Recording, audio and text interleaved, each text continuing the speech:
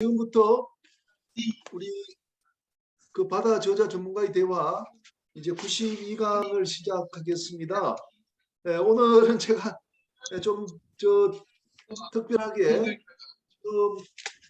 우리 공부 모임의 그 첫자에 어울리는 바다에 지금 제가 와 있습니다. 여러분들 그 부산에 펜스타에서 하는 원나잇 크루즈라고 아마 지금 제가 여기 원나잇 크루즈에 와서 지금 여기 회의실을 하나 빌려가지고 지금 그 사회를 보고 있습니다. 여기에 펜스타 크루즈 보이시죠? 네.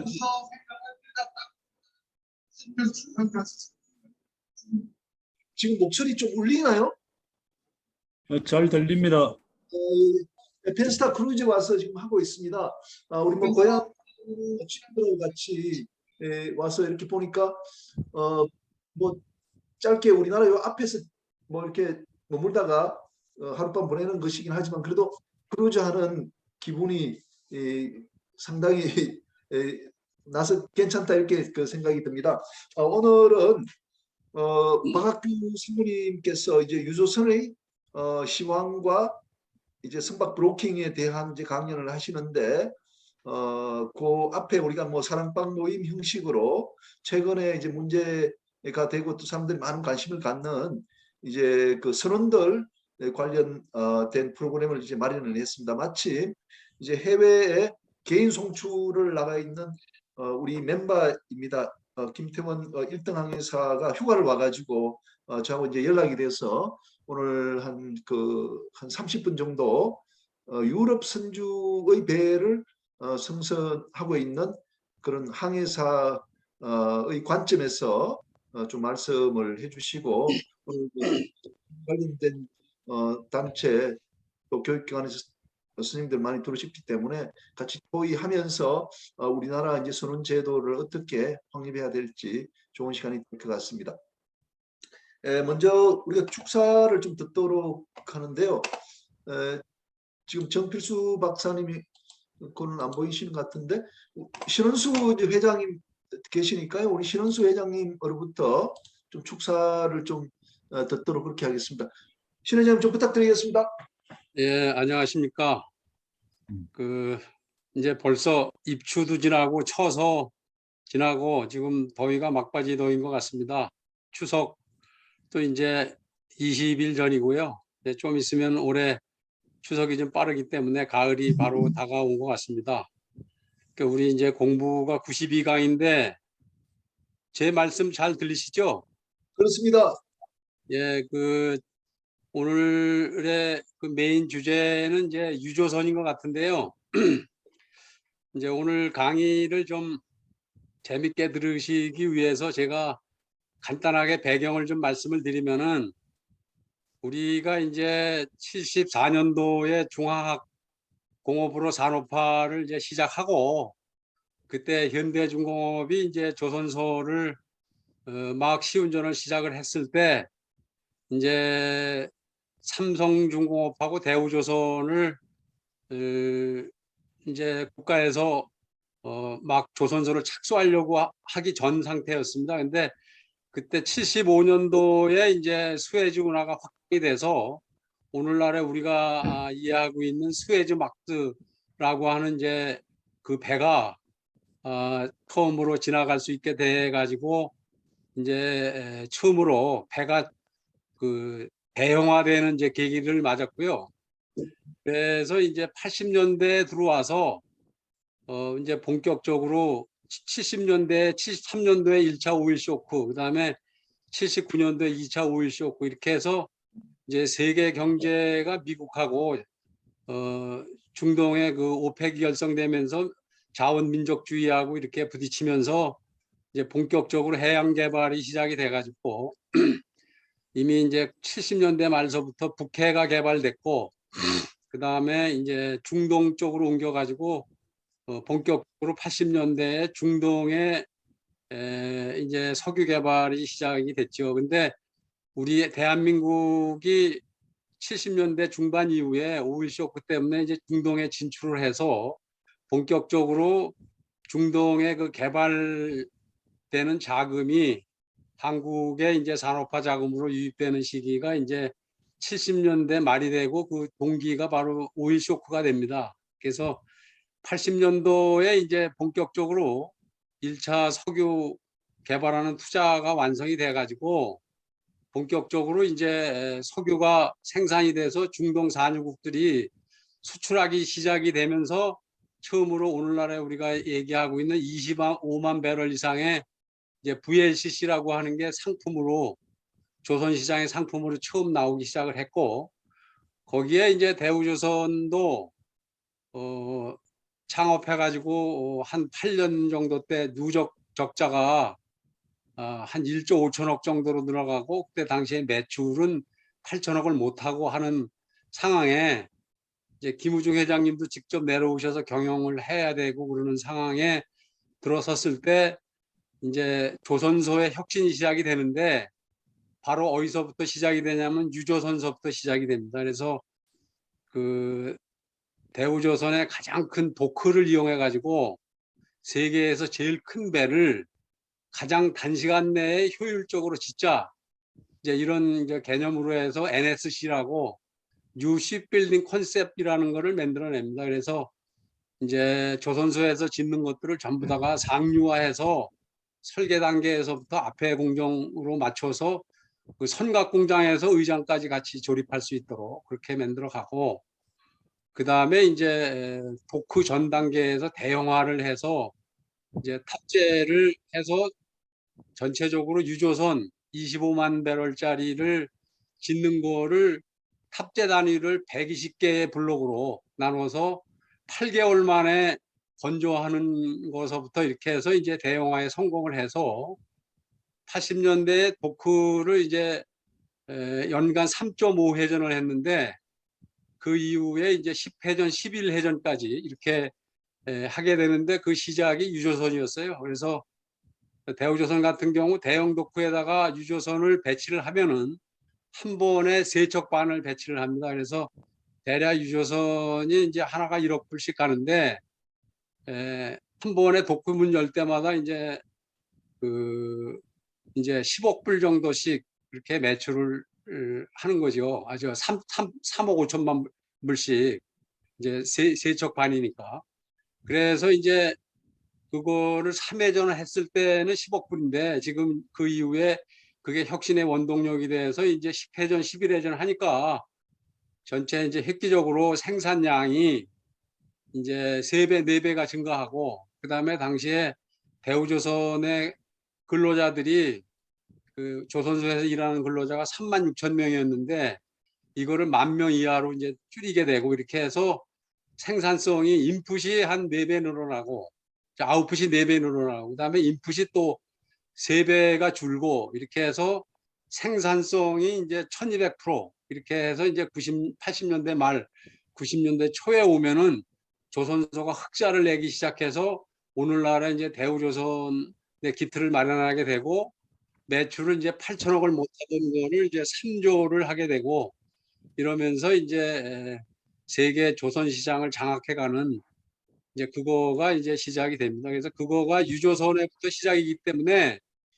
그거는 이제 중동서부터 시작이고 그리고 대형화의 시작이고 바로 중동의 석유를 이제 실어다가 동북아 3국에다가 실어오고 그 다음에 이제 미국 쪽으로까지 싣고 가고 하면서 그 전 세계의 에너지 시장에 이제 머첸다이즈 마켓에서 캡티브 마켓으로 대운 시장이 이제 변해가고 거기에 솔루션을 한국조선이 이제 만들기 시작한 것이 유조선입니다. 그리고 이제 80년대, 90년대, 2000년대로 오면은 이제 가스 시장으로 가서 LNG 이렇게 해서 이제 확장이 되면서 에너지 시장의 솔루션을 한국조선소가 제공하는 이제 그 기틀로 오늘까지 세계 1등을 하는 조선 산업의 기틀을 다지는 계기가 됐습니다. 그래서 이런 배경을 이해하시고 오늘 유조선 강의를 들으시면 좀 재밌을 것 같아서 서두로 소개를 드렸습니다.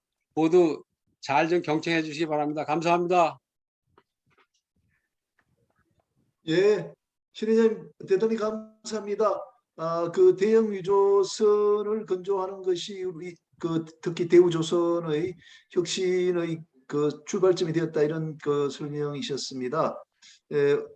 이제 오늘 신은 회장님께서는 조선 사이드의 그 탱크 시장에 대해서 이제 말씀을 해주셨고 박학규 상무님은 이제 그 유선을 통해서 원유가 이제 수송되는 쪽에 이제 포커스를 맞춰서 말씀을 해주실 것 같습니다. 그러면 오늘 김태원 그 학생 저 항해사는 또 뭐 해기사이기 때문에 우리 해기 관련된 선언 문제에 대해서 또 일가를 이루고 계시는 전영우 교수님께서 좀 축사를 좀 해주시겠습니다. 정 교수님 부탁드리겠습니다. 네, 김영희 교수님 반갑습니다. 언제나 참 이 어려운 가운데서도 김영희 교수께서 이런 자리를 벌써 이제 92번째나 되는 이런 자리를 이렇게 참 이끌어 오시는 점 항상 감사드리고 또 존경을 표합니다. 이 자리를 통해서 뭐 오늘 그 나중에 토론자입니다만은 아마 저희 동기인 지대영 대표도 오랜만입니다. 인사를 드리고요. 반갑습니다. 많은 또 훌륭하신 우리 회원이 아닌 이제 조선 분야에 계신 분들도 알게 되어서 너무 많이 배우고 또 반갑습니다. 뭐 제가 이제 젊었을 때 IMO 국제회의를 참여하면서 일본이 조선 분야에서 정말로 국제사회에 나와서 룰 메이킹을 하면서 하는 걸 보고 우리나라도 그래 해야 될 텐데 하는 이런 생각을 가졌는데 최근에 들어보면은 이제 지난번 이제 이신영 조선학회 회장께서 그런 말씀을 하신 걸 듣고 상당히 반가운 마음이 들었습니다. 사실 조선 분야는 저희 기억으로는 우리나라 초기의 해운을 시작하면서 그때는 조선이 기반이 없었을 때 조선을 해야 된다는 얘기가 있었고요. 그러다가 이제 나중에 이제 조선이 크게 발전하면서 해운은 오히려 발전에 시간이 많이 걸렸습니다만 조선이 크게 발전한 것 같습니다. 초기 인력이 아마 해기사들이 상당히 조선소에 많이 등용이 되어서 기여를 많이 한 것으로 역사서를 보면 그렇게 봤습니다.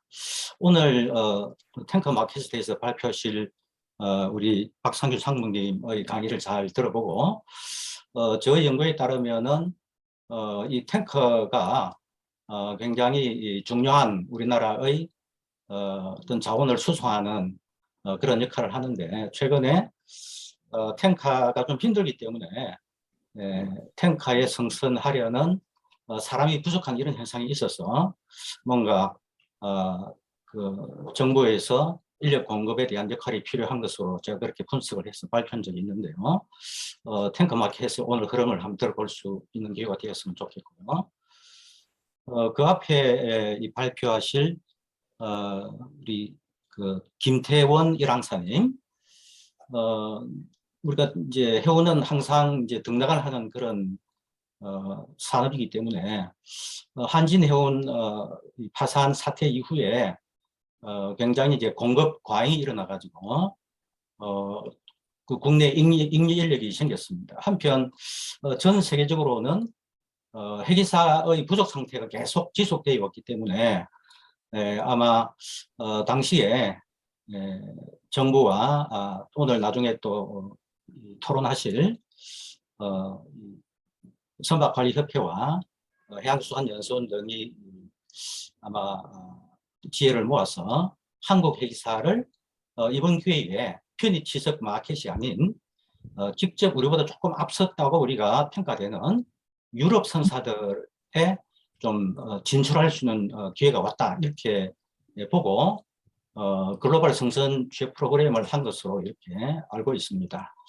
오늘 발표하실 우리 김태원 일항사님이 아마 그런 과정을 거쳐서 나갔는지 안 그러면 그냥 개별적으로 나갔는지는 알 수 없으나 현재 일정 이런 분들이 나가셔서 유럽 사람들은 과연 배를 어떻게 운항하는지를 경험을 잘 해서 나중에 다시 한국으로 돌아오신다면 또 우리가 유럽 시스템을 우리가 좀 학습할 수 있는 그런 기회가 되지 않을까. 오늘 발표를 통해서 아마 참고할 수 있는 또 우리나라도 현재는 회계사가 부족한 상황이 되었습니다. 한국 해운협회에 따르면 향후 2030년까지 1,500척 정도로 외항상선대를 확충할 것이다라는 발표를 했는데요. 사실 약 20년 전에 우리나라 상선대가 500척이 안 되었습니다. 현재는 1,155척이 넘었기 때문에 2.3배 정도로 증가했고요. 향후 약 한 8년까지 1,500척으로 성장한다면 뭐 약 30년 만에 이제 3배 정도로 이제 선대가 이제 팽창하기 때문에 내국에도 해기사가 매우 부족한 이런 상황이 될 것으로 보입니다. 앞으로 만들어지는 배들은 오늘날의 모습과는 좀 다른 이런 배들이 만들어지고 시장에 나올 것으로 보이기 때문에 지금 시점에서 유럽에서 운항되는 이런 선사에 좀 진출해서 경험을 쌓고 한국으로 돌아온다면 과거에 우리나라 초기 해운의 기반이 없었을 때 해외 송출을 통해서 습득했던 이런 선박 운항 기술을 나중에 우리 국적 선대가 성장할 때 그 기술을 10분 발휘해서 해운 성장에 크게 도움이 되었던 것처럼 아마 그런 길을 걷고 있지 않나라는 이제 생각을 해보면서 오늘 또 그런 좋은 경험을 해서 돌아오시기를 바라고요. 오늘 경제에서 잘 들어보도록 하겠습니다. 감사합니다. 예, 감사합니다. 예, 이렇게 하겠습니다. 오늘 제가 이렇게 뵈니까 오랜만에 들어오신 반가운 분들이 계십니다. 이성철 부장 판사님 오랜만에 들어오셨고, 또 김영애 우리 요트 선장님, 세계 일주 하시는 김영애 선장님도 계시고, 또 이부경, 또 이순신 재단의 이사장님도 들어와 계십니다. 그리고 권호익 또 이제 사장님도 와 계시거든요. 그래서 좀 중간에 지금은 뭐 갑자기 인사 말씀드리면 하시기 어려울 것 같은데 중간에 김태원 양사 마치고 나서 좀 축사를 좀 간단히 좀 부탁을 한번 드리도록 그렇게 하겠습니다. 혹시 권호익 사장님 지금 혹시 좀 축사 하실 수 있으시겠습니까? 아니, 제가 조금 전에 들어와가지고. 예. 그럼 좀 이따가 파악은 안 되고 하시죠. 나중에 또 인사하겠습니다. 예. 좀 준비하셨다가 네. 30분 뒤쯤에 해주시고요. 자, 그러면 네, 알겠습니다. 네. 김태환 우리 항해사님 제가 좀 소개를 해드리고 안내 말씀 좀 드리면요. 지금 이제 선원들이 해기사들이라고 부르는데 면허를 가지고 사관으로서 배에 근무하는 사람들 우리 해기사라고 부르지 않습니까? 그런데 이 두 가지 종류가 있습니다. 국적선에 타는 선원들이 있습니다. 뭐 HMM이나 페어노션과 같은 선박에 이제 국적선에 타는 사람들이 있었고, 그 다음에 이제 송출이라 그래가지고 뭐 일본 선주들, 미국 선주들 배에 나갔었거든요.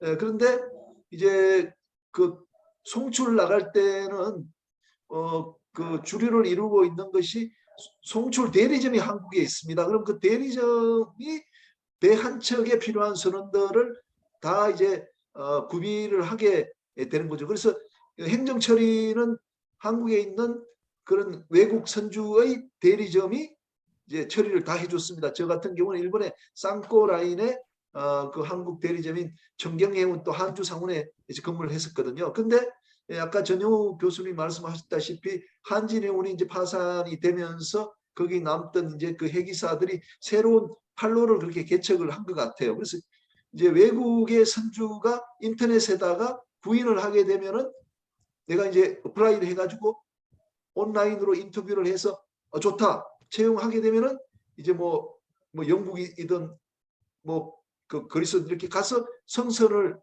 하는 형태, 말하자면 우리가 그걸 개인 송출이라고 합니다. 그 개인 송출하는 사람이 지금 현재 30명 정도 있는 것 같아요. 그래서 개인 송출을 하게 되면은 이제 여러 가지 법적 보호를 이제 받지 못하는 문제, 이런 것들이 또 있는 것 같아요. 그 대신에 이제 봉급도 많이 받고 처우가 상당히 좋은 것 같아요. 그래서 오늘 김태원 일항사님께서 어떤 경로로 이제 외국 선사에 승선하게 됐는지, 승선하면서 어떤 대우를 받는지, 그것이 이제 한국의 그 회기 시장과 비교하면 어떤 차이점이 있는지 이런 걸 우리가 이야기를 하면서 현재 우리 한국 선언시장이 어렵다고 하거든요. 그래서 거기에 어떤 교훈을 받을 수 있지 않겠나 이렇게 생각을 합니다. 자, 김태원 저 항해사님은 제가 알기로는 그 68기인가요? 그렇게 알고 있고 지금 SK 해운에서 이제 항해사 생활하시다가 지금 TK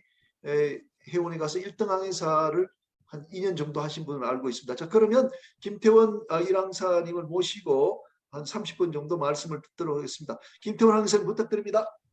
예, 이런 자리 주셔서 김인영 교수님 일단 감사드립니다. 그리고 시간 내서 참가해 주셔서 감사하고요. 오늘 저 해외 송출 관련해 갖고 제 PPT 공유하도록 하겠습니다.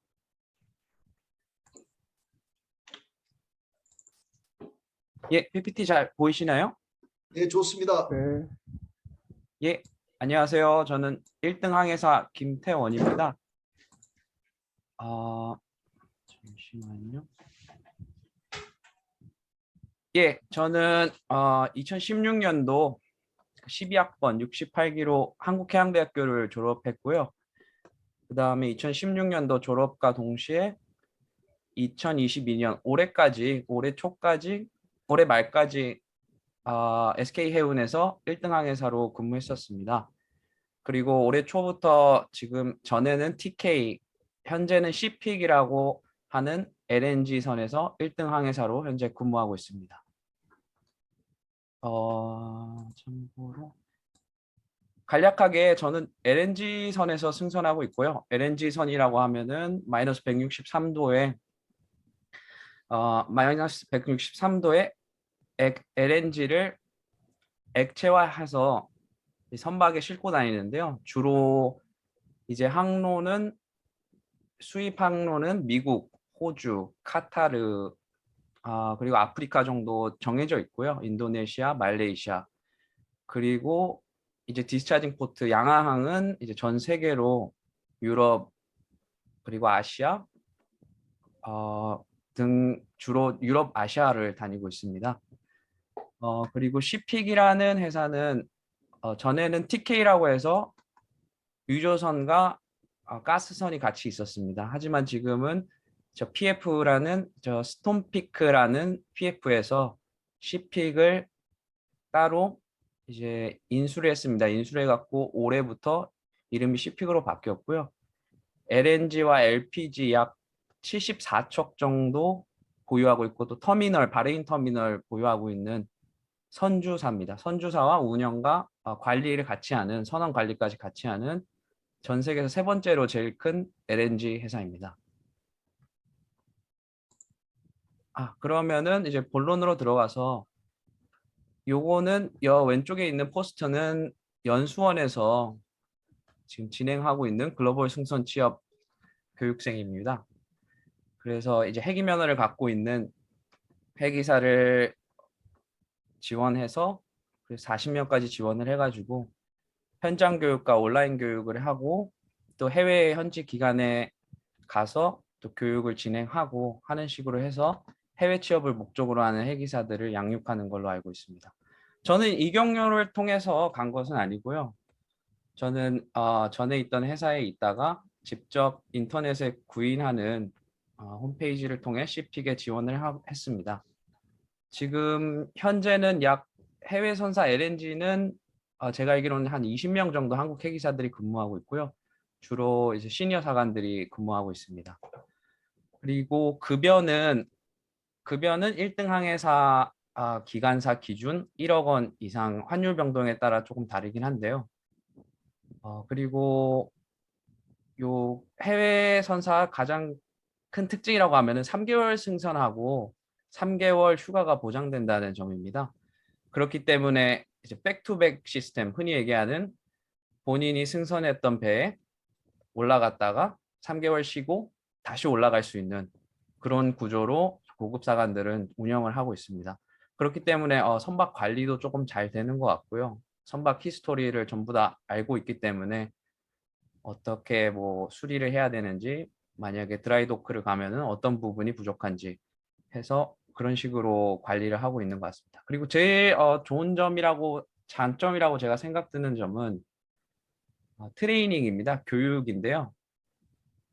교육을 모든 사관들을 이제 영국에 자기네들 트레이닝 센터가 있습니다. 그래가지고 어떤 교육이든 이제 특정 교육들이 있습니다. 이제 핸들링, 십 핸들링이나 이제 트레이닝 센터에서 받아야 되는 교육들은 전원 모든 비용들을 전부 다 지원을 하고 숙박, 비행기 그래서 가서 교육을 뭐 일주일 정도 듣고 그런 식으로 교육에 대한 거는 회사에서 굉장히 많이 지원을 또 해줍니다. 또 복지는 또 실손보험을 100% 이제 선원 노르웨이 쪽에 있는 보험사 실손보험을 청구하면은 100% 받을 수 있는 제도로 되어 있고요. 그리고 가족까지 전부 다 커버되는 걸로 알고 있습니다. 그리고 또 퇴직연금을 또 운영해가지고 약 자기 월급의 3.5% 정도는 퇴직연금으로 이용하는 식으로 해가지고 펀드를 관리를 해주고 있습니다. 그러면 제가 또 어떻게 준비 과정과 제가 어떻게 해서 이곳을 갔냐면요. 일단은 이력서를 제출을 해야 됩니다. 홈페이지에 이력서를 제출해야 되는데 주로 이제 경력입니다. 이제 경력 이제 본인이 맡고 있는 경력 지원하는 포지션에 적어도 6개월에서 1년 이상의 경력을 가지고 있어야지 이력서를 수락하고요.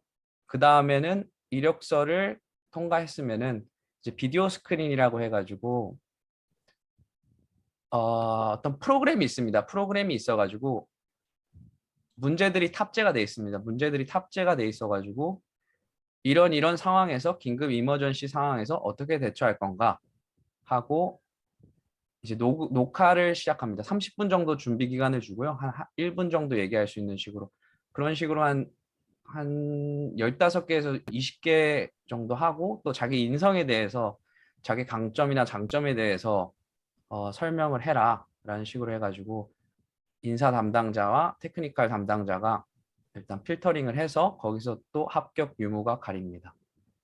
그렇게 비디오 스크린까지 합격을 하면은 마지막으로 이제 파이널 인터뷰를 진행합니다. 파이널 인터뷰는 이제 실제로 사람과 마주봐서 하는 식인데요. 줌이나 뭐 다른 프로그램을 이용해서 실제 이제 그쪽에 있는 테크니컬 담당자 그리고 인사팀장 그리고 그 정도 그리고 트레이닝 담당자들이 오셔가지고 이제 물어봅니다. 이제 질문을 구체적으로 좀 하고요. 이제 LNG선이나 이제 해당 직무에 대한 부분을 굉장히 좀 자세하게 1시간에서 2시간 정도 물어보는 식으로 진행을 합니다.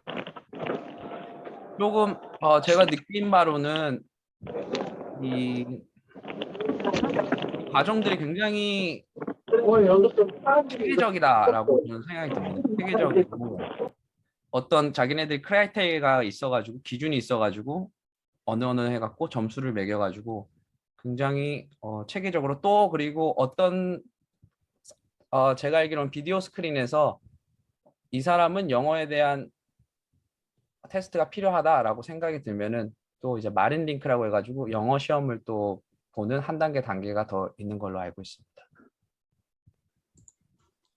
그리고 선상 생활입니다. 생활은 저도 이제 한 회사만 있었는데 한국 회사는 국적 회사는 선상에서 일하는 거는 제가 느낀 바로는 뭐 크게 다르지가 않다라고 생각이 드는데요. 그런데 이제 한 가지 조금 다른 점이라고 하면은 이제 안전에 대한 인지도가 유럽 선사가 조금 높다라고 저는 좀 생각이 듭니다. 왜냐하면은 이제 교육 시스템이 따로 있습니다. 그래가지고 교육만 하는 오피스에 있는 교육관들이 와가지고 동승을 같이 하면서 계속 이제 전선원 이제 갤리 사주부부터 시작해가지고 이제 캡틴까지 전부 다 이제 교육을 계속 2주 동안 계속 똑같은 교육을 안전에 대한 교육을 계속 진행을 합니다. 그렇기 때문에 이제 누가 와도 전선원이 모두 이제 안전에 대한 회사 절차는 완벽하게 숙지하고 있다고 볼 수 있습니다. 그래가지고 이제 고급사관이 어떤 안전에 어긋나거나 생략하는 그런 경우가 있으면은 이제 바로 이제 전선원 누구나 절차를 알고 있기 때문에 멈추거나 이제 해당 작업을 멈추는 식으로 그런 식으로 안전에 대한 의식은 정말 높다라고 그런 생각이 들었고요. 또 음식은 주로 양식입니다. 양식이래 가지고 조금 힘들 수 있는데요. 한국 사람들은. 저는 뭐 크게 음식을 따지는 경우는 아니래 가지고 그리고 또 한국 음식이 요즘은 국제 음식이 됐기 때문에 김밥도 나오고 뭐 그런 식으로 생활도 했습니다. 이거는 이제 생일 파티였는데요. 뷔페식으로 이런 식으로 나옵니다. 제가 해외 선사 장단점을 제 개인적인 관점에서 좀 나눠봤습니다. 일단 장점은 계획적인 승하선 교대입니다. 일단 3개월 계약을 하고 가면은 플러스 1개월, 즉 4개월 이상은 승선을 할 수가 없습니다. 그렇기 때문에 내가 내리는 날짜가 확실하고 내가 배를 승선하는 날짜가 확실하기 때문에 좀 계획적인 승하선 교대 그리고 시스템을 통해 갖고 모든 것들이 나타납니다. 그래서 만약에 2주 전이 자기 휴가가 끝나 2주 전이라고 하면은 비행기표와 이제 몇 월 몇 일 어디서 승선을 하는지 이제 그런 것들이 시스템에 다 나오기 때문에 조금 계획적인 휴가를 보낼 수 있다라고 생각이 들고요. 그리고 또 아까 말씀드린 체계적인 교육 시스템이 있어가지고 어떤 직급에서 어떤 걸 들어야 된다. 그래서 교육에 대한 피드백도 인사팀에서 회사 이제 교육팀에서 굉장히 피드백을 많이 해줍니다. 그래서 이번 휴가 때 이런 교육을 받아야 된다. 해가지고 뭐 영국으로 필요하면 영국을 어렌지까지 해주고 그렇습니다. 그리고 이제 월급이 국적 선사에 비해서 저는 높다고 생각이 듭니다. 왜냐하면은 이제 1년에 3개월 일하면은 결국 1년에 6개월 일하는 건데 1년에 6개월에 연봉 한 1억 정도 고급 사관을 주기 때문에 뭐 회사마다 좀 다를 수가 있는데 결코 뭐 작은 월급은 아닌 것 같습니다. 근데 이제 또 단점이 많습니다. 단점 제 생각에는 다문화고요. 장점이 될 수도 있는데 다문화라고 하면은 일단 제가 승선한 배에서는 무슬림, 힌두, 크리스찬 전부 다 있습니다. 모든 종교가 전부 다 있기 때문에 이제 식사하기도 좀 어렵고 해당 문화에 대한 적응도 조금 필요하고 그리고 또 일에 대한 문화도 조금 다르기 때문에 좀 정리하는데 조금 시간이 좀 걸렸습니다. 적응하는데. 예를 들어서 제가 저번에 승선한 배는 총 6국적이 넘는 선원들이 승선을 하고 있었고요. 또 단점으로는 음식 일단 한국 음식을 못 먹으니까 조금 힘들 수도 있습니다. 일단 토요일에는 이제 피자데이라고 해갖고 피자만 딱 나오고요. 저녁으로. 그 다음에 금요일은 스테이크 그리고 일요일은 양식 식으로 해가지고 서양식 위주로 나온다고. 그리고 진급 절차가 또 단점으로 볼 수도 있고 장점으로 볼 수도 있습니다. 일단 능력주의입니다. 모든 게 능력주의고요. 해당 직책에 진급을 하려면은 자기네들이 기준이 있어서 어떤 교육을 들어야 되고 어떤 경력이 필요하고 어떤 추천서가 필요하는지 굉장히 구체적으로 나와 있습니다. 예를 들어서 1항사에서 선장으로 진급을 하고 싶으면은 3번 연속 추천서가 필요합니다. 3번 연속 마스터의 추천서가 필요하고 굉장히 조금 체계적이지만 조금 어렵다라는 생각이 좀 경험으로 밀어붙이기에는 좀 여러 가지 보는 것들이 많고 그 다음에 마지막으로 또 인터뷰를 또 봐야 됩니다. 각 부서의 팀장, 부서장들이랑 인터뷰를 보고 해당 부서에서 다 합격을 시켜줘야지 이제 해당 직급에 진급이 가능합니다. 또 다른 단점으로는 한국 국적선사 같은 경우에는 비자 문제가 없기 때문에 육해상 전환 근무가 조금 원활하다고 볼 수 있습니다. 근데 이제 해외 같은 경우에 제가 근무하는 거는 오피스가 영국에 있기 때문에 좀 비자 문제도 있고 여러 가지 문제가 있기 때문에 육상 근무는 불가능한 건 아닙니다. 제가 알기로도 이제 트레이닝 오피서들이나 이제 감독들이나 많은 뭐 인도 사람들이 근무하는 걸로 알고 있는데 하지만 이제 국내처럼 육해상 선항 근무는 조금 어렵다라고 생각이 듭니다. 예, 이게 제가 간략하게 준비한 거고요. 이거 해당 대에서 찍은 건데 정말 승선을 하면서는 정말 제일 중요한 건 마인드세트가 제일 중요하다고 생각이 듭니다. 네, 감사합니다.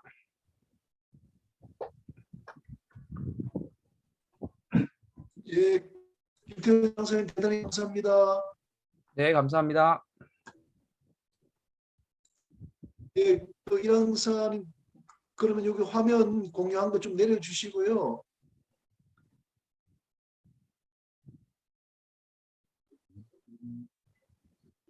예, 그래서 다 내려온 것 같은데 화면 공유 다시 한번 눌러주세요. 완전히 나가게 해주시면 좋겠어요. 예, 제가 사회자로서 좀 질문 하나 드리겠습니다. 오늘 토론 그 이제 이정관 전 교장 선생님, 김상환 교장 선생님이 좀 뭐 두 분이 다 출신이어서 이정관 교장 선생님, 손동우 항해사라고 있습니다. 그분하고 우리 김종태 선박관리협회 부회장님이 이렇게 세 분이 지정 토론해 주시면 될 것 같아요. 예, 그런데 제가 질문 드리고 싶은 것은 흥미로운데 3개월 승선하고 3개월 휴가라고 하셨거든요. 예. 예, 그래서 그게 사람인지 좀 이야기 좀 해주시겠어요? 교수님 다시 한번 조금 끊겨가지고요. 3개월 승선하고 3개월 휴가. 예. 아니 3개월 승선하고 3개월 휴가 말씀하셨는데 그 휴가가 어떤 의미인지 봉급을 뭐 다 받는지 그냥 쉬시는지. 예.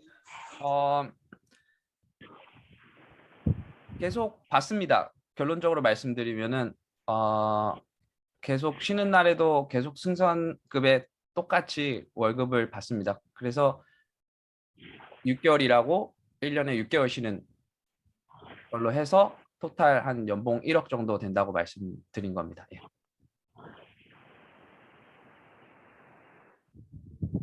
예, 잘 알겠습니다. 그러면요 지정 토론 이렇게 하도록 하겠는데요. 우선 손동호 그 일항사님 계세요. 손동호. 네, 교수님 안녕하십니까. 예, 또 우리가 그 선박이 올해 또 승선하셨기 때문에 말씀하실 것이 있으시니까 더 부탁드리겠습니다. 네, 안녕하십니까. 저는 한국해양대학교 69기 항해학부 출신 손동우입니다. 김태원 일항사님께 제가 개인적으로 여쭤보고 싶은 것은 현재 며칠 전에 이제 그 김인영 교수님께서도 그 칼럼에서 말씀하셨지만 한국 이제 선원에 대한 대우가 개선되어야 되고 그 부분 중에서 이제 임금이 많이 이제 차지한다고 말씀하셨는데 김태원 일항사님께서 생각하시기에 그 한국 이제 선원들의 적정 임금이나 이제 그런 대우에서 이제 개선되어야 될 부분이 어떤 부분이 있다고 생각하시는지 여쭤보고 싶습니다. 예, 감사합니다. 제가 볼 때는 일단은 주니어 사관, 즉 학교를 졸업하고 막 승선한 이제 3년, 이제 경력이 3년에서 5년까지 주니어 사관들은 3등 항해사, 2등 항해사, 기관사 포함해서는 한국 국적 선사가 월급을 많이 줍니다. 확실히 해외 선사보다 월급을 훨씬 많이 줍니다. 국적 선사가. 하지만 이제 시니어 사관이 될수록, 고급 사관이 될수록 이제 그 갭이 한국 국적 선사 같은 경우는 워낙 주니어 사관들 돈을 많이 월급이 높기 때문에 시니어 사관들 체감이 크게 늘어나지 않는 체감입니다. 근데 해외 유럽 선사나 해외 선사들은 이제 주니어 사관들이 좀 적고 하지만 이제 시니어 사관에 주로 많이 주는 걸로 그런 식으로 몰아주는 식으로 시스템이 되어 있는 것 같습니다. 그래가지고 제가 볼 때는 국적 선사 뭐 월급이 작다는 얘기는 아니고요. 이제 시니어 사관에 대한 그 해당 직급에 진급을 하면은 그만큼 차이가 안 난다라고 말씀드리고 싶습니다. 예, 그리고 제가 볼 때는 임금보다는 조금 국적 선사 저 개인적으로 옮긴 이유는 장기 승선이 너무 많고 제 휴가가 보장이 안 되기 때문에 조금 그 부분 때문에 좀 옮긴 거고요. 예. 휴가가 제가 볼 때는 승선에 대한 기간들이 가장 젊은 저 같은 사관들한테는 중요하지 않을까라는 생각이 듭니다. 네, 감사합니다. 네, 감사합니다.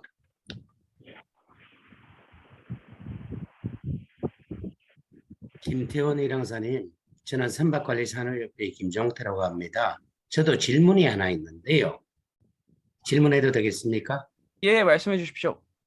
예, 제가 그 두루리에 나오는 매닝에서 그 영국의 특수선대의 그 일항사 임금을 보면은 한 15,000불 선으로 돼 있어요.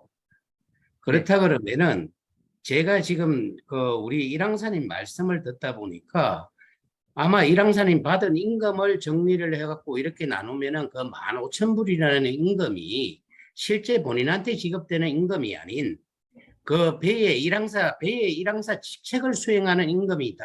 이런 판단이 있었는데 그게 맞을까요? 직책이 말씀하시면은 어떤 그러니까 직책? 1 예. 플러스 1이 돼야 되지 않습니까? 예, 지금 예. 3개월 타고 3개월 승선하는데 두 사람의 임금을 합쳐서 15,500불이 나올 수 있겠다. 지금 제 추정이 지금 연봉 1억 된다 그러고 하니까 그렇게 계산을 해도 큰 틀림이 없는지 제가 질문을 하는 겁니다. 제가 제 생각에는 일단은 15,000불이면은 한 달에 승선금으로 몰아서 주는 경우라고 볼 수 있습니다. 제가 알기로 두 가지 경우가 있는데요. 그렇죠, 그렇죠. 내가 예, 예. 지금 말씀드린 게 그겁니다. 예, 온 예. 5불 합쳐가야 15,000불이다. 맞습니다. 이렇게 예. 생각하면 이 15,000불의 계산이 나오는 것 같습니다. 예, 오늘 맞습니다. 말씀하시는 걸 들어보니까 예, 잘 양지했습니다.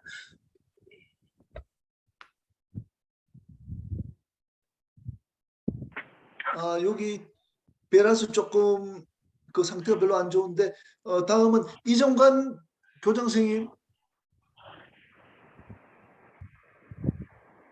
이정관 교장 선생님 계세요?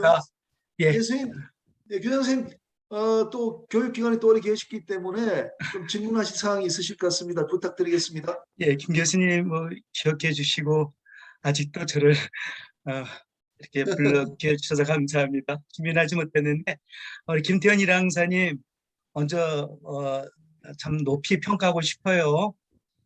먼저 그 SK 해운에서 6년 동안 지속적으로 승선한 것도 대단하신 거고, 그다음에 또 그 안주하지 않고 CPQ에 도전해가지고 한 것도 좀 대단합니다. 그리고 학생 때 미국에 다녀오신 거 참 대단합니다. 우리 킹스포인트 우리 상관학교였었죠. 예, 그런 맞습니다. 것들이 다 아마 하신 것으로 좀 대단하십니다. 그런 점에서 하여튼 여러분들 지금 말씀하신 것처럼 뭐 LNG는 20명이라고 그랬지만은 김 교수님 소개하실 때 한 30명 정도가 자기가 개인적으로 여권을 가지고 취업한다고 들었고요. 오늘 이렇게 절차를 보니까 참 여러 가지 절차들이 아주 세분하게 되면서 되어 있네요. 저도 좀 궁금한 게 있어요. 공신다를 나중에 여러분들하고 같이 공유하고 있습니다. 그런 점에서 한번 질문을 먼저 드리죠. 특히 이번에 코비드 19을 지나면서 여러 선사들이 선언의 여러 가지 면에 접근하기 시작했어요. 크게 두 가지가 있다면은 하나는 선원 가족들과의 물리적으로 떨어지고 잘 만나지 못하는 것을 극복하기 위해서 화상 시스템, 특히 아이론맨에서는 거의 전선박에 있어서 그런 화상 면접 시간을 굉장히 많이 부여한 걸로 기억되고요. 그다음에 멘탈에 관한 그런 정신적 피로 시스템을 굉장히 늘어나는 것 같더라고요. 그래서 이런 선원들의 그런 스트레스를 가능한 최소화하면서 승승근무할 수 있도록 그런 지도를 느끼고 있는데 그런 점이 조금 더 본토에서는 어떻게 느끼셨는지 그런 관점이 좀 궁금해요. SK라면 우리나라 대거 선사잖아요. 나름대로 선원들의 인사, 노무 교육 제도가 참 안정된 회사인데 경험해 보시면서 이런 제도는 한국 선사에서도 한번 더 검토해보면 좋겠다. 특별히 지금 말씀하신 것처럼 우리 초급사관들이 한 3년 근무하고는 하선하는 것인데 지금 우리 김 일양사님 같은 경우는 지금 근무하시고 해외까지 나가면서 그런 경험으로 봤을 때 이런 선원들의 이런 교육, 복지, 인사 시스템들이 있으면은 애기사 입장에서 보는 겁니다. 그렇 참 우리 한국의 애기사들도 이런 점에서 참 좋지 않겠는가, 더 할 수 있지 않은가라는 생각이 좀 들고 싶네요. 어쨌든 정말 한번 이런 분들의 강의도 듣고 싶어서 들어보고 싶었어요. 이 어려운 데를 이겨나가면서 계속 논란이 왔던 거지만은 자기가 스스로 차고나가는 것, 또 이런 것 보시면서 또 개인적으로 뿐만이 아니라 기관적으로, 국가적으로 어떤 걸 좀 더 보장해서 여러분을 더 도와드렸으면 좋겠을까. 그러면 좀 더 쉬운 점이 있겠죠. 그래서 이런 것들을 협회와 이런 데서 좀 토론까지 한번 나눠주시면은 서로 저희들 선배들도 더 관심을 가지고 논의할 수 있지 않을까 생각이 듭니다. 이상입니다. 여러분 참 대단하십니다. 예, 교환 선생님 감사합니다. 제가 느낀 바로는 가장 큰 목지는 사실 이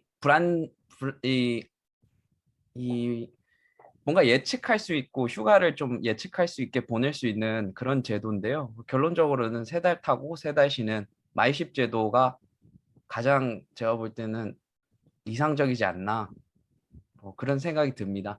그렇기 때문에 가족들과 어떤 계획도 짤 수 있고 뭔가 불안하지 않습니다. 근데 이제 언제 집에 가야 되는지도 모르고 계속 하루하루를 지나다 보면은 막 그게 9개월, 10개월, 11개월 막 되다 보면은 조금 힘듭니다. 제가 동기랑도 많이 얘기했는데 지금 승선하는 친구들은 많이 없습니다. 10%도 안 되는 것 같은데 대부분 이제 그런 이유로 떠나갔고요. 외국이라고 해서 뭐 크게 큰 시스템이 없습니다. 선박이란 특수성이 너무 세기 때문에. 근데 이제 어떤 24시간 핫라인이 있습니다. 핫라인이 있어가지고 이제 조금 정신적으로 힘들거나 자기가 힘든 일이 있으면은 이제 비밀 보장성을 100% 보장하면서 이제 누군가 얘기할 수 있는 그런 시스템이 있습니다.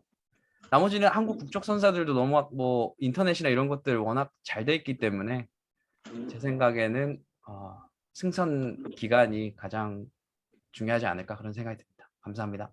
예, 감사합니다. 한 가지만 더 말씀드리겠습니다. 저는 어제 저희가 탱커 선사에서 하선한 이항사 2명을 만났었어요. 얘기하면서 얼마 승선했더니 한 사람은 6개월을 승선했고 한 사람은 11개월 승선했더라고요.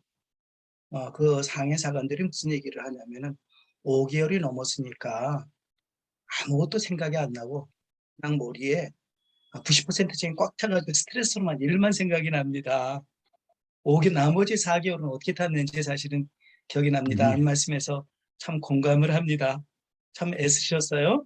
그런 자기가 하선 날짜가 정확하게 되어진다는 얘기는 또 마이십 제도를 한다는 얘기는 결국에는 선원들의 예비율이 높다는 얘기고, 그것은 이런 인건비에 대한 좀 재정도 확충했다는 얘기라고 들리네요. 한 가지 안전제도에 대해서 한 번 더 말씀해 주시면 좋겠어요. 유럽이나 이쪽에서는 선박 안전을 전담하는 그런 회사들이 있거든요. 그것만 전문적으로 점검해주고 교육시키고 그를 평가해주고 그런 일을 하셨는데 특별히 그 선사에서 보시면서 국내 선사랑 좀 다른 점이 있었다. 이건 한국의 이런 안전제도는 우리 한국 선사에서도 이렇게 좀 보완했으면 좋겠다. 또 교육제도도 그런 말씀 조금 더 한번 해주실래요? 예, 좀 인식이 많이 다른 것 같습니다. 안전에 대한 인식 자체가, 접근 자체가 정말 안전을 최우선으로 배를 운항한다는 느낌을 많이 받았습니다.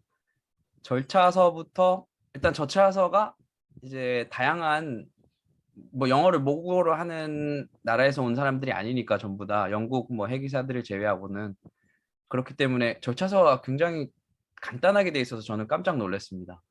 일단 절차서가 굉장히 간단하고요.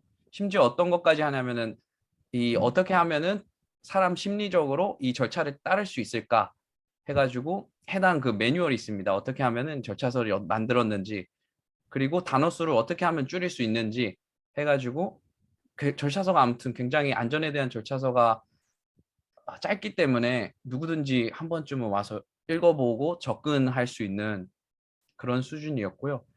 또 회사 차원에서 계속 주기적으로 교육을 계속합니다. 안전에. 저희가 직접 뭐 어디 오피스에 가서 하는 게 아니고 휴가 때 실제로 배에 직접 와가지고 이제 교육을 계속합니다. 교육을 해갖고 뭐 린리의 법칙부터 어떻게 사고가 일어나는지 그런 법칙부터 설명을 하고 기본적인 거를 굉장히 많이 강조하고, 또 이제 작업 허가서 이제 절차서에 대한 부분을 굉장히 간략화하면서 왜 어떻게 중요한지 계속 교육을 하는 과정을 보고, 국적선사에서 이 정도 노력은 하지 않지 않나 이런 생각이 제가 좀 개인적으로 들었습니다. 네. 그래서 아마 지속적인 교육과 그리고 뭐 이제 안전에 대한 인식 자체가 좀 달랐다 이런 생각이 듭니다. 감사합니다. 네. 감사합니다. 예, 예, 감사합니다. 감사합니다. 예, 수고하셨습니다. 감사합니다. 제가 하나 수고했습니다. 여쭤보면요. 아까 24시간 이런 와이파이 같은 것이 그런 말씀이신가요? 예, 24시간 인터넷 V사트 이용하고 있고요. 지금은 그리고 또 V사트가 너무 느리다 그래가지고 지금 저기 얼론 머스크 스페이스X를 지금 상용화 되면은 바로 이제 단다는 얘기가 있습니다. 그래서 조금 그러니까 빠른- 항상 한국에 있는 친척이나 뭐 친구랑 연결이 됩니까? 예, 인터넷 V사트라는 인터넷이 있어가지고요. 뭐 그래요? 영상 통화까지 할 수 있는 정도 속도입니다. 그러니까 제가 알기로는 우리나라 선사는 다는 그렇게 안 되는 걸로 알고 있거든요. 예, 다는 안 돼 있는 걸로 저도 네. 알고. 그런 것이 이제 상당히 그 선원들 성성 근무하는데 행복 지수를 높일 수 있겠네요. 그 점이. 예. 예, 네, 그리고요. 맞습니다. 그리고 이제 그 한 번 배를 늘리면은 완전히 퇴직이 돼 버리고 또 계약합니까? 아니면 장기 고용 계약이 돼 있습니까? 고용 계약 몇 년을 돼 장기 있습니까? 장기 고용 계약이 돼 있습니다. 그래가지고 만약에 장기로요? 회사에서 배승을 못하면은 계속 월급을 받는 식으로 되어 있습니다. 그러니까 지금 몇 년 계약입니까? 1년에 한 번씩 임금 협상을 하고요. 예.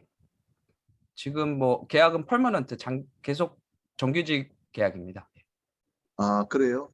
예. 예, 알겠습니다. 그다음에 이제 일본에 계시는 강명호 선장님 좀 부탁드리겠습니다. 예. 김태원 항해사님 오늘 말씀 참 재밌게 잘 들었습니다. 저는 선박을 검사하는 입장에서 TK 지금 CP크로 이름이 바뀌었죠. 이 선박을 검사하면서 한번 한국인 일기사님이 계신 걸 봤거든요. 그리고 저희 모임에도 앞전에 이동현 일항사님이라고 작년에 네, 한번 맞아요. 인사를 드렸는데 그분도 아마 같은 회사에 계시는 걸로 알고 있어요. 그러면 사실 제가 검사를 하면서 드는 생각은 무엇이었냐면 이제 일항사님이나 일기사님이나 새롭게 이렇게 송출이라는 곳을 나가시면서 어떻게 보면은 지금 선구자적인 역할을 하고 계신데 사실은 저희 선배님들은 개인 송출 많이 나가셨어요. 그때는 거기가 돈도 많이 주고 그러다가 다시 국적선 봉급이 좋아지고 처우가 좋아지면서 개인 송출이라는 것은 거의 없어졌었거든요. 그런데 다시 지금 저희 후배님들이 개인 송출 나가는 걸 보면서 한편으로는 참 대단하신 분들이 이분들 따라서 또 개인 송출을 하는 후배들이 늘어나겠구나라는 생각도 들지만 또 한편으로는 저희 기성세대들이 해운회사를 좀 더 잘 꾸려서 후배들이 잘 탈 수 있는 환경을 만들어줬으면 다시 개인 송출을 나가지 않아도 되는 그런 상황이 됐을 텐데 지금 우리가 처하고 있는 이런 한국의 해운 상황이 녹록치 않구나라는 생각을 하게 됐습니다. 그런 한편으로는 조금 후배님들한테 미안한 마음도 가지고 있고요. 제가 묻고 싶은 거는 다국적 선박에 가셨잖아요. 이제 처음 그 배를 가셨는데 TK 지금 CP크에 한국인 분들이 제법 계시지 않습니까? 몇 분 계신 걸로 알고 있는데 회사 안에서 보고 있는 한국인 선원들에 대한 회사의 평가는 어떤지, 그리고 진급의 어려움을 말씀하셨는데 지금 이랑사님이시지만 결국은 선장을 보시고 가셨을 텐데 진급을 한다고 봤을 때 한국 선원들이 송출 시장에서 가지고 있는 입지가 인도 선원이나 동유럽 선원이나 이런 다른 선원들과 다르게 메이저의 입장이 아니기 때문에 혹시나 거기에서 오는 불이익은 없은지 그런 점이 좀 궁금하고요. 항상 응원하고 있습니다. 가끔 뵐 때마다 항상 응원하고 있고요. 열심히 해주셨으면 좋겠고 또 이제 이랑사님이나 이런 항해사분들이 가시는 길이 또 지금 이 모임에도 보고 있지만 많은 또 후배들이 보고 쫓아가고 싶어하는 길이라는 걸 잘 알고 계시고 자부심을 가지고 그렇게 해주셨으면 고맙겠습니다. 항상 고맙게 생각하고 있습니다. 감사합니다. 예, 예, 선생님 감사합니다. 선생님 말씀 감사합니다. 입지는 제가 뭐 오피스에 있는 건 알 수 없는데 이제 제 생각에는 결국은 이 월급 체계가 얘기해 준다고 생각이 듭니다. 그래서 회사마다 조금 다릅니다. 회사마다 다른데요. 지금 제가 승선하고 있는 회사는 이제 임금 체계가 있습니다. 영국, 유로피안, 그리고 동유럽, 인도, 필리핀 이런 식으로 나눠져 있고요. 한국 사람들은 한 중간 정도에 지금 위치하고 있습니다. 근데 이제 저희가 이제 사실은 처음 들어간 이제 해기사가 2년밖에 안 됐기 때문에 처음 이제 그렇게 체결을 했고요. 이제 저희도 이제 올해 말에 이제 1년마다 임금 협상을 하는데 올해 조금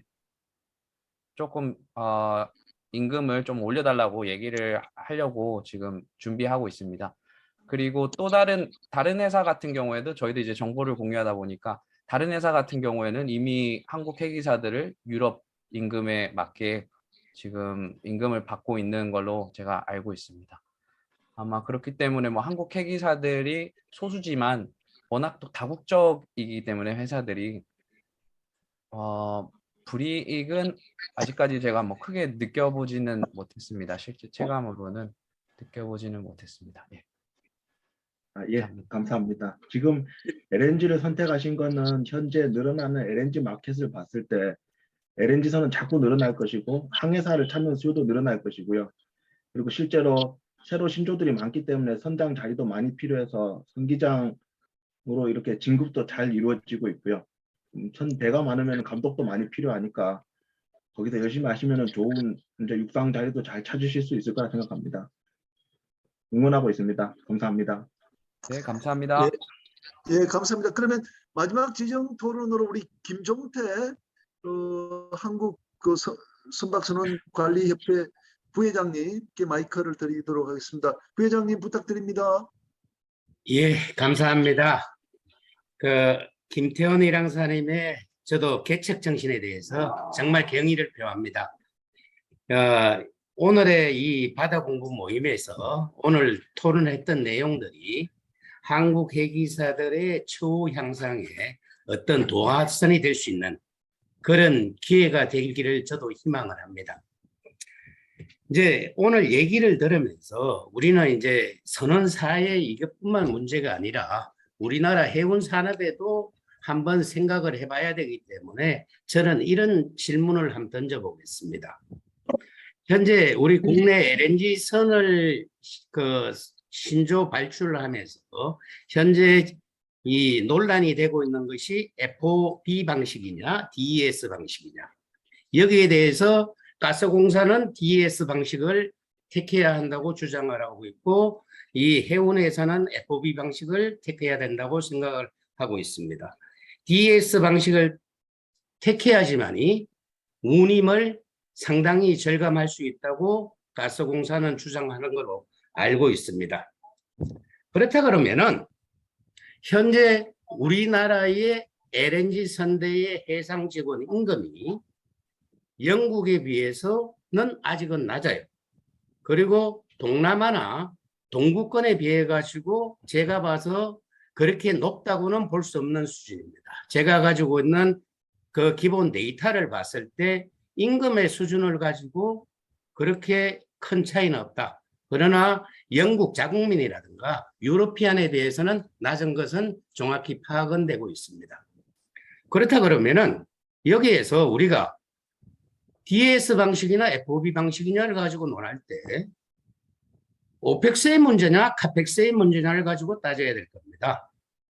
만약 오펙스가 문제라 그러면은 우리나라 선원들의 현재 임금이 현 상황인데 왜 오펙스가 문제냐? 그러면은 선원 구성에 문제가 있지 않느냐 하고 다시 질문을 던져봐야 될 겁니다.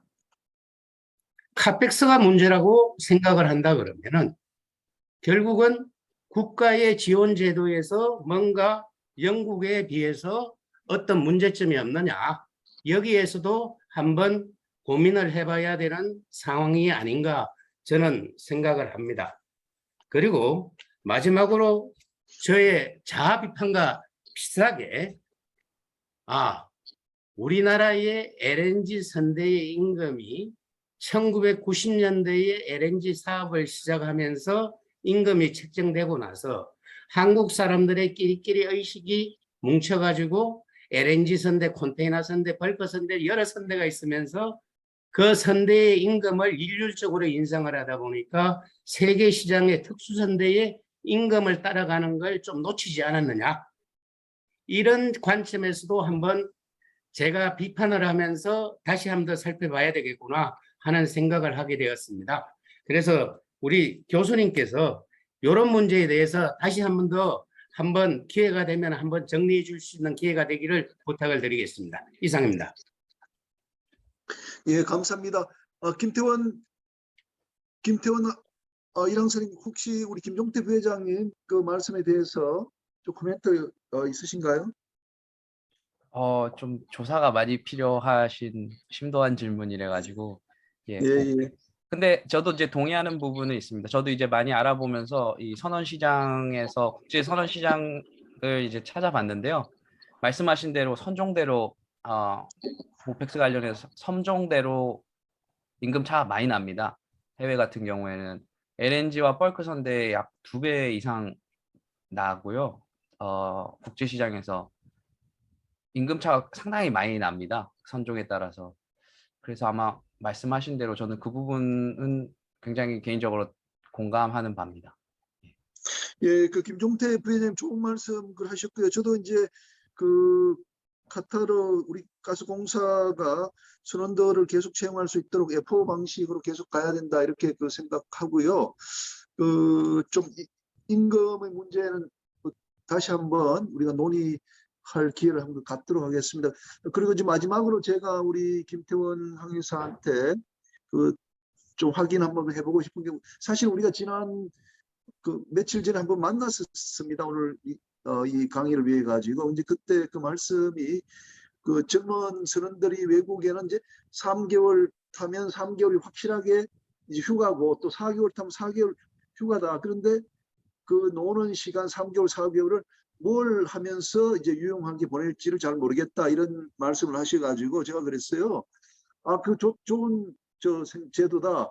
그러면 우리가 여기 대학원 과정이라는 것이 그 방학이 길기 때문에 예를 들면은 12월, 1월, 2월은 방학인데 그때 가서 근무를 하고 그 다음에 3, 4, 5, 6월 달은 휴가 때 학교에 와가지고 대학원 또 공부를 하면 된다. 그리고 방학 때 다시 나가고 그렇게 하면은 2년 안에 충분히 학위를 마칠 수 있다. 배를 타면서 학위를 마칠 수 있다. 제가 그렇게 이야기를 했거든요. 그래서 김태원 학생이 원하면은 내가 고려대학교 일반 대학원 법학과에 내가 뭐 추천하겠다, 뽑아주는 건 아니지만 우리 교수들한테 이야기를 해서 이런 사람을 이제 뽑아가지고 이제 양성을 해주면은 우리나라 이 선원들이 선호하는 직업이 될 수 있지 않겠냐. 우리가 선원 직업이라는 게 이제 선호받지 못하는데 배를 타면서도 돈도 벌고 또 공부도 할 수 있고 그 공부를 통해서 육상에 진출할 수 있다면은 이게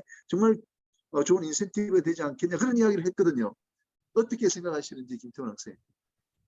저는 굉장히 좋은 제도, 그런 제도가 있으면 정말 좋은 제도라고 생각을 하고요. 이번에 정말 이번에 3개월 타면서 3개월 승선하면서 학위까지 같이 하면은 정말 좋은 기회라고 생각합니다. 예. 그러니까 제가 좀 쉬운 케이스로 좀 잘 한번 해보려고 그래요. 그래서 우리가 9월 달에 원서를 받는데 휴가 중이시니까 이렇게 지원하시고 하면은 제가 최대한으로 도와가지고 좋은 그 모델로 이렇게 한번 해보도록 하겠습니다. 또 혹시 질문 사항 있으시면 또 한두 분 받겠습니다. 네, 전정호입니다. 예, 저기 예. 예, 오늘 김태현 항해사 이 설명 오늘 흥미로웠고요. 몇 가지 이제 하나는 확인 좀 했으면 좋겠고, 우선 이제 승선하신 배가 플래기 어느 플래기라 그랬죠? 제가 승선한 거는 바하마 성적이었습니다. 예, 피니치이군요. 예, 알겠습니다. 피니치는 확인했고요. 이제 아마 추측건데 이제 세계적으로 이제 선원 근로계약을 가장 많이 채용한 근로계약의 형태가 그 회사와 계약을 체결하는 메인 컨트랙트가 있고요. 또 승선하는 배마다 하는 우리가 소위 말해서 이제 승선 계약이라 하는데 Articles of Agreement와 또 Contract of Employment 이 두 가지가 있죠. 그래서 아마 김태현 항해사는 일항사는 회사와 체결한 메인 컨트랙트가 있고요. 그리고 승선할 때마다 이제 Articles of Agreement를 체결하는 이런 형태로 되어 있는 것으로 추측이 됩니다. 이게 가장 이제 널리 채택하고 있는 편의지역 마켓에서 계약으로 보입니다. 그런데 이제 거기서 그 승선하는 선원에게 아까 이제 실손보험이라고 표현을 하셨는데 이게 이제 좀 궁금한 이게 실손보험이라 아마도 거기에도 노르웨이에 있는 P&I 클럽에 이것을 했지 않겠냐라고 추측되는데 뭐 그것인지를 한번 확인해 주시고 그 보험이 이제 궁금합니다. 왜냐하면은 이제 국제규범에서 최근에 그 새로운 제도를 이제 회사 노동협약을 도입하면서 사회보장제도로 최대한 좀 마련해 주라는 것이 만들어졌기 때문에 과거에 이제 P&I 보험에 추가해서 사회보험 부분이 빠지기 때문에 추가적인 어떤 제도를 마련해 줘야 된다 하는 것이 생겼습니다. 그래서 그것이 이제 그걸 하기 위해서 실손보험이라는 것을 가입시켜 줬는지 그런 것은 답을 할 수 있으면 답을 해주시고 나중에 뭐 재승선하시면 확인하셔서 이렇게 말씀해 주시면은 참조가 좀 될 것 같고요. 그 다음에 퇴직연금을 말씀하셨는데 이제 퇴직연금은 통상적으로 연금의 형태는 일정 이제 연금은 이제 수급 요건이 되어야 받는 그런 형태가 될 텐데 선언이 이제 이게 그것이 어떻게 되는지 퇴직을 하면 다 받는 것인지 안 그러면은 일정 수급 연령이 되어서야 비로소 받는지에 따라서 그게 이제 제도를 설계하는데 좀 차이가 있을 것 같아요. 그래서 이게 노르웨이에다가 가입을 한 것인지 안 그러면은 이 퇴직연금을 어느 나라의 제도에 따라서 했었는지를 좀 말씀해 주시면 참고가 될 것 같고요.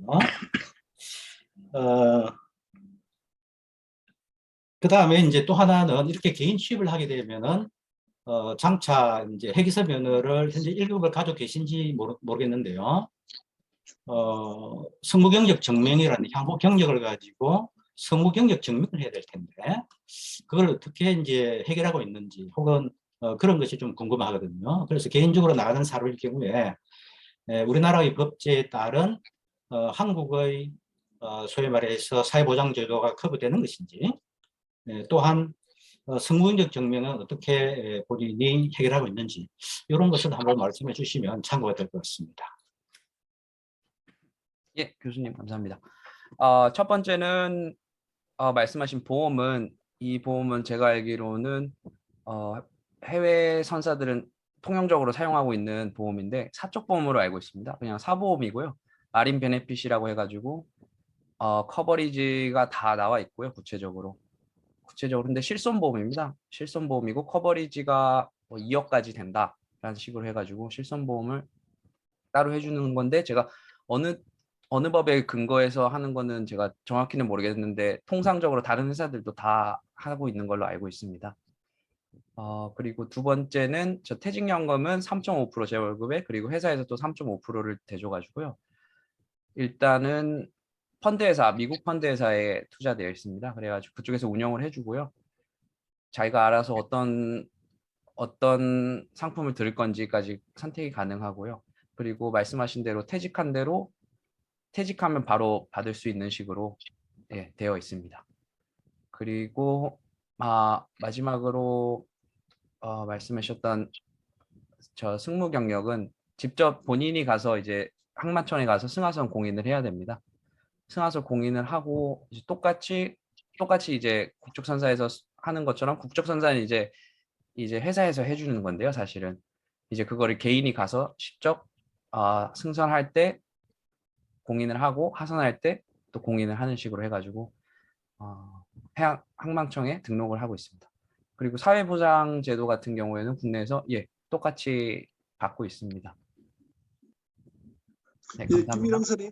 김일왕선님, 예. 실손보험 자꾸 말씀하셨는데, 그러니까 이제 그 배를 타시면서 내가 몸이 아파가지고 병원에 가면은 내가 낸 돈을 이제 회사에다 말하면 회사가 보험회사에서 받아서 이제 본인한테 그 주는 형태 그걸 텐데 휴가 중에도 그런 실손보험이 가능한가요? 아까 또 부모님도 된다고 아까 말씀하셨지 않습니까? 예, 부모님은 일단은 말씀드린 거는 휴가 때도 뭐 배에서 발생한 질병이 아니래도 휴가 중에 뭐 본인이 어떤 이유로도 아프도 병원에 가면은 일단은 돈 없이 캐시레스라는 제도가 있어가지고 해당 병원이랑 직접 다이렉트로 연락을 해가지고 제가 돈을 안 내고 실제로 병원에서 치료를 받거나 수술을 받을 수 있는 선박에서 관련 없이 휴가 중에도 받을 수 있는 제도고요. 그리고 부모님은 안 되고 자녀나 이제 자기 가족들만 커버되는 걸로 되어 있습니다. 참 좋은 제도가 많네요. 자, 이렇게 하겠습니다. 우리 김석훈 우리 해양수산부 저 선원정책과장님도 와 계십니다. 지금은 아마 선원정책과장님 아니신 걸로 알고 있는데 우리 멤버이신데 김석훈 과장님. 네네, 안녕하십니까. 예, 과장님 부탁드리겠습니다. 네네. 예, 오늘 발표 자료 잘 들었습니다. 근데 저도 들으면서 좀 궁금한 점이 있는데요. 4가지 정도 좀 그 질문을 좀 하려고 합니다. 첫 번째는 이제 발표하시면서 국적별로 임금 차이가 있다라고 말씀하셨고, 또 한국 선원의 경우는 지금 중간 정도 해당된다고 했는데요. 이거는 이제 어쨌든 국적별 임금 차이가 있다라고 저희가 인식을 해도 되는 건지, 그리고 최저임금이 있다고 하면 최저임금은 뭐 ITF에서 정한 최저임금을 따르고 있는 건지, 아니면 지금 승선하고 있는 플래그가 바하마이기 때문에 바하마 플래그에 따르는 건지, 이제 그게 첫 번째 질문이고요. 두 번째는 지금 그 유럽형 임금 체계는 이제 우리나라하고 달리 이게 직급이 올라갈수록 임금이 높다고 했는데, 우리나라 같은 경우는 이제 통상 상박하후 제도로 인식을 하고 있거든요. 근데 우리나라도 그러면 앞으로 그 지금 현재 사망사, 이항사, 사망기사, 이항기사보다는 일항기사, 또 선기장, 고급 해기사의 임금을 더 높이는 방안으로 하는 게 좋다고 생각하는 건지 좀 의견을 듣고 싶고요.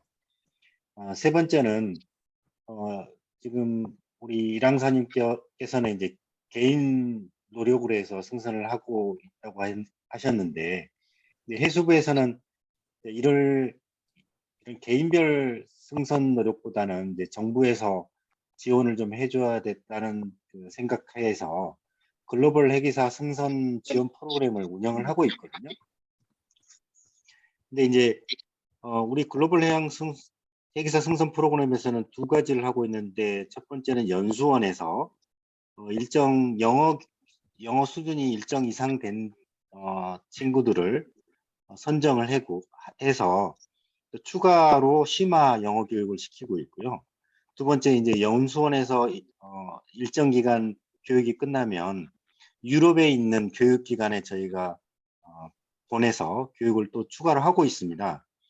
근데 이제 실제 그런데 여기 졸업하는 이 과정을 수료한 친구들이 실제 이제 유럽 주재하는 선사에 진출하는 게 이제 쉽지는 않더라고요. 그래서 우리가 이런 과정을 하고 있는데 유럽에 소재하는 이런 선사에 진출을 더 쉽게 하려면 어떤 프로그램들을 운영해야 될지 좀 의견을 좀 줬으면 좋겠고요. 마지막으로는 우리나라 이제 교육기관들이 이제 해기사 양성하는 교육기관들이 17개가 있습니다. 근데 이제 그중에 해양계는 해양계 대학 2개소, 고등학교 2개소에서 4개가 있는데 이 친구들이 실은 이제 승선을 하고 5년 이내에는 70%가 하선을 하고 있어요.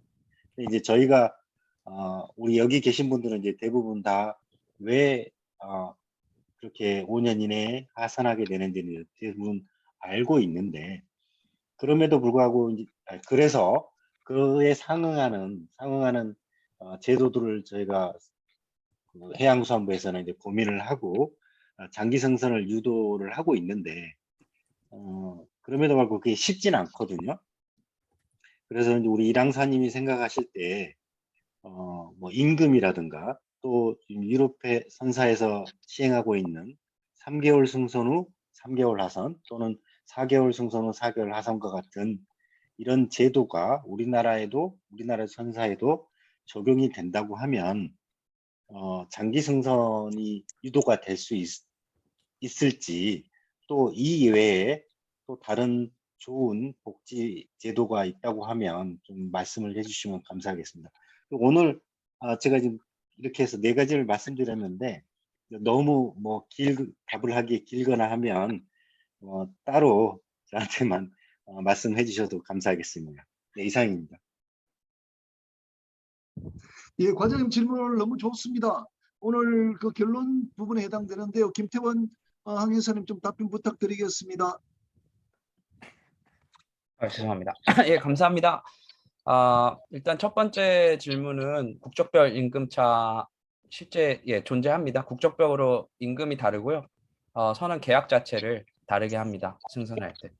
최저임금 관련해서는 제가 해당 계약서를 보지 못해가지고 정확히는 이 부분은 정확히 모르겠습니다. 그리고 말씀하신 두 번째는 유럽형 임금 체계 직급이 올라갈수록 월급을 많이 받는 제도인데요.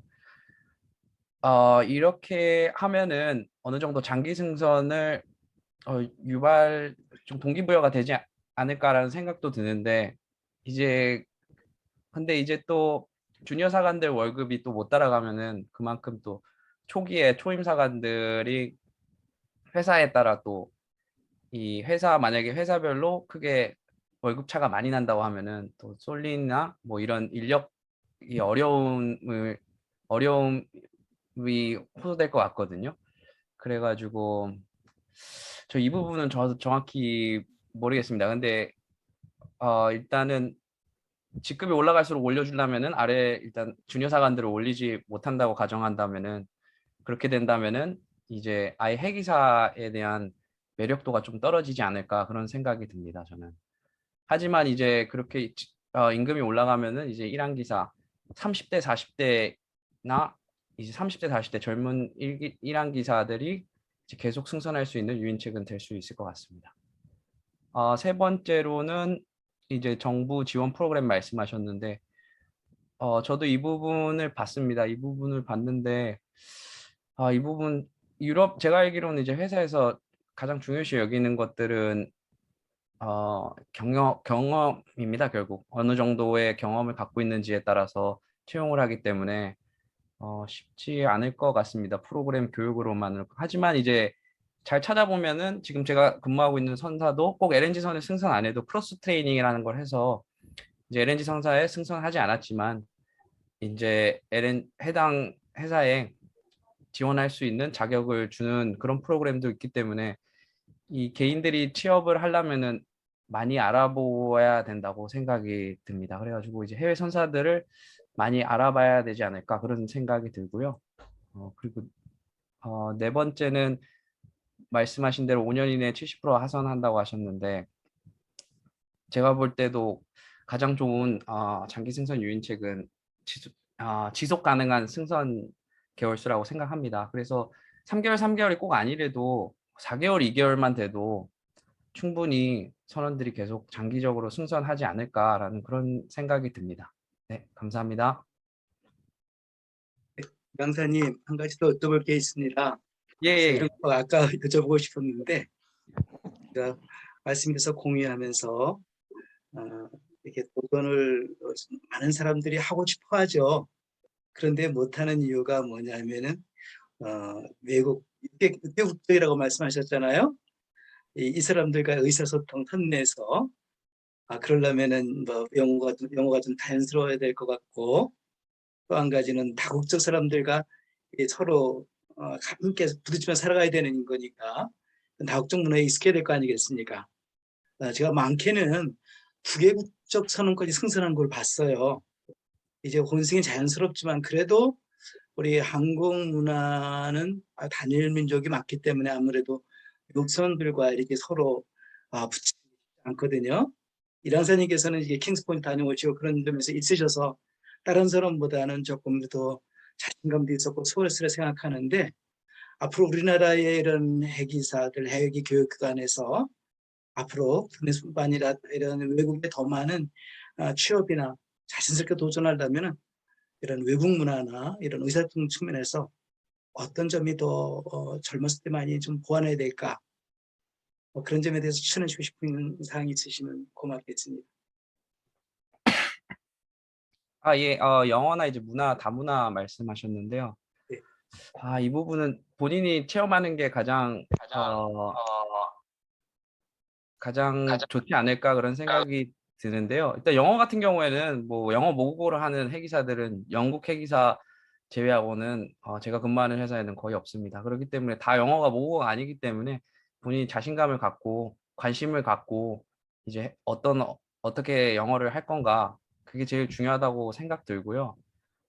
문화 같은 경우에는 조금 교육이 필요하다고 저는 생각이 듭니다. 왜냐하면 무슬림이나 힌두 같은 경우에는, 특히 무슬림 친구들은 말레이시아 쪽에나 이제 중동 많은데요. 이제 좀 조심해야 될 것들이 굉장히 많습니다. 잘못하면 이제 선내에서 이제 불화가 생기고, 불화는 뭐 사고로 이어질 수도 있고 굉장히 중요하다고 생각되기 때문에 해당 문화에 대한 교육은 좀 어느 정도 조금만 본인이 관심만 가지면은 충분히 이해할 수 있다고 생각됩니다. 감사합니다.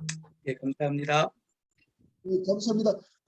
오늘 너무 주제가 좋고, 오늘 첫 번째 그 해외 송출 주제가 너무 좋은 것 같습니다. 그래서 오늘 첫 번째 주제가 너무 좋아가지고 다들 말씀 많이 하고 싶어 하시는데,